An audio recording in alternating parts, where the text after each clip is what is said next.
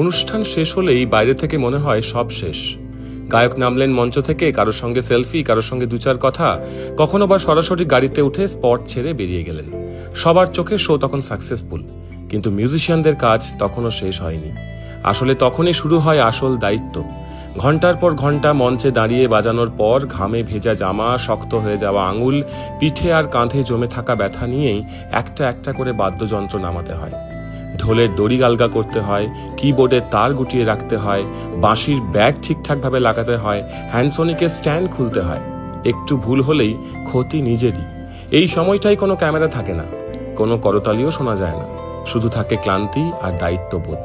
কারণ বাদ্যযন্ত্র শুধু যন্ত্র নয়, এগুলোই তাদের ভাষা, তাদের পরিচয়, তাদের রুটি রুজি। অনেকে ভাবে গান তো হয়ে গেছে, এবার কাজ শেষ। কিন্তু একজন মিউজিশিয়ানের কাছে গান শেষ মানে দায়িত্ব শেষ নয়। গান যতক্ষণ মঞ্চে বাজে সেটা আনন্দ, আর গান শেষের পর যেটুকু কাজ থাকে সেটা শৃঙ্খলা আর সততা। এই পরিশ্রম কেউ পোস্টে লেখে না, কেউ স্টোরিতেও দেয় না, কিন্তু প্রত্যেকটা সফল অনুষ্ঠানের পিছনে এই নীরব দায়িত্বটাই সবচেয়ে বড় সত্য।